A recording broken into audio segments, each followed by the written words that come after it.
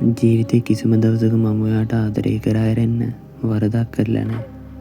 ඔයා මාව මගහරින්න මොන හේතු හදාගත්තත් මම දන්නේ මෙච්චරයි.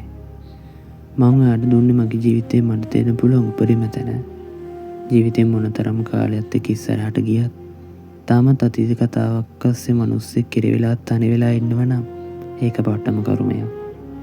තමන් ගැන අල්ප මාත්‍රකවත් මතකයක් මේ වෙද්දි නැතුව තමන්ගේ ජීවිතය හරි සතුටින් ගත කරද්දි ජීවිතයේ එක් ආදරණීය හිතට කාවැදුණු මතක ටිකක් එක්ක සතුටින් ඉන්න පුළුවන් හේතු මොන තරම් තිබුණා. අතීතයක් අස්සේ ජීවත් වෙන මිනිස්සු ඇත්තටම හරි පව්. මොන වුණත් ජීවිතේ සමහර තැන් හුඟක් අසාධාරණයි. එක මිනිස්සෙක් තමන් ආදරය කරපු අනිත් කෙනාව එක්ක දවසකින් අමතක කරලා දාන්න පුළුවන් වෙද්දී තවත් මිනිස්සෙක්ට තමන් ආදරය කරපු කෙනාව ජීවිතේ මොන තරම් කාලයක් ගත කරත් අමතක කරගන්න බැරි වෙන්න පුළුවන්. අපි අපේම ජීවිත ආසේ ගොඩනගාගත්තු බලාපොරොත්තු මතක එක්ක ඒ හැම දෙයක්ම තීරණය වෙනවා. ඉතින් මොන දේ වුණා එක්කෙනෙක් හුඟක් සතුටින් ඉන්නවා.